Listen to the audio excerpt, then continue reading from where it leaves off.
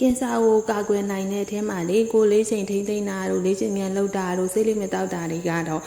ဒီကင်ဆာကိုကာကွယ်ဖို့အဓိကတော့ချက်တွေပေါ့နော်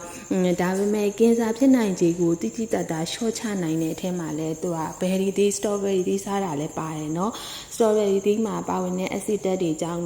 အက်ဆစ်ဓာတ်ကတဲ့အစာအိမ်နဲ့ဥလန်းချောင်းစနစ်ရဲ့အမေးပါအတွင်းမှာပျော်ဝင်နိုင်တဲ့အတွက်ကြောင့်မို့လို့ပေါ့နော်ကင်ဆာဖြစ်စေနိုင်တဲ့ပစ္စည်းတွေနဲ့ဒီအဆိပ်တောက်တွေကိုပျက်စီးနိုင်ခြေကို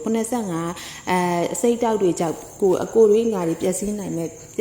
ခြေတွေကိုလေသူက85%ထိကာကွယ်နိုင်တယ်လို့ကျွန်မနေလေရပေါ့နော် post တစ်ခုမှာဖတ်လိုက်ရပါပေါ့နော်ဒါကြောင့်မို့ကျွန်မလည်း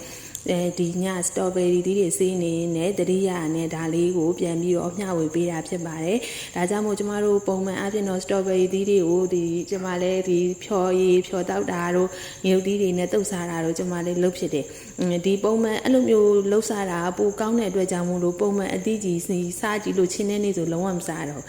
အသီးကြီးစားကိုချိုးရဲဆိုရင်တော့စားပြစ်တယ်ပေါ့နော်။အိုက်စားပြတာလည်းနည်းနည်းပါပဲကိုကတုပ်စားခြင်းစိတ်တွေကများနေတာပေါ့ပြီးတော့ကျမအချိုကြိုက်တဲ့အတွက်ဒီနိုးစီတို့ဘာလို့နဲ့ဖြော်စားခြင်းစိတ်များနေတာပေါ့နော်အခုနောက်ပိုင်းကတော့သတိထားပြီးတော့လေစတော်ဘယ်ရီသီးကြီးပဲစားပြအောင်စားမှဖြစ်မယ်နော်ဒါကြောင့်မှစတော်ဘယ်ရီသီးရဒီကင်ဆာကိုကာကွယ်နိုင်တဲ့အထဲမှာလည်းပါတယ်ဆိုတော့လေအားလုံးပဲဒီဖြော်တောက်တာတို့ဒီတုပ်စားတာတို့ထက်ဒီလိုအသီးလေးတွေကြီးလည်းအမြဲခဏစားပြီးနော်ဒါမှကင်ဆာကိုကာကွယ်နိုင်အောင်လို့ပါကျွန်မလည်းဖတ်ထားတာလေးကိုလာပြီးမျှဝေပေးတာပါကျေးဇူးပါရှင်